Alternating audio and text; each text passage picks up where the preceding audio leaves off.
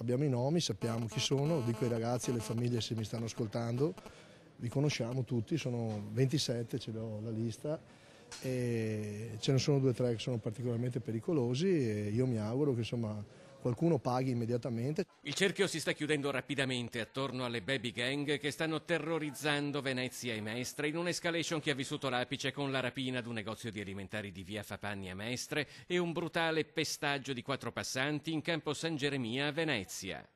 Parliamo di ragazzi anche di 16-17 anni che picchiano la gente per strada per niente o per motivi totalmente futili, si stanno rovinando la vita. Lo dico anche alle mamme, ai papà, alcuni hanno anche situazioni difficili tra l'altro. Abbiamo attivato i nostri servizi sociali, vogliamo proporre anche proposte di lavoro o di altro, proveremo in tutti i sensi a dare la carota, ma non c'è dubbio che arriverà anche la bastonata. Le forze dell'ordine stanno completando la ricostruzione della struttura dei 2 gruppi, quello per così dire lagunare e quello di terraferma. L'età varia tra i 13 e i 19 anni, ci sono molti italiani e qualche straniero e anche almeno un paio di ragazze.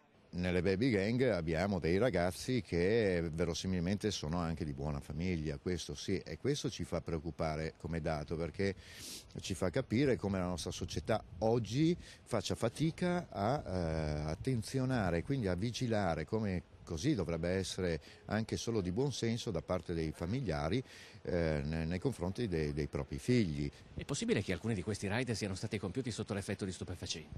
Assolutamente sì. In quest'ora si lavora per accertare partecipazioni e responsabilità ai vari eventi dell'ultimo periodo, dopodiché la palla passerà alla magistratura. A preoccupare anche la rapida crescita del livello di violenza e di reati che vengono commessi. Qui stiamo parlando di ragazzini, parliamo di bambini, alcuni hanno 14 anni, 15 anni e si stanno rovinando la vita.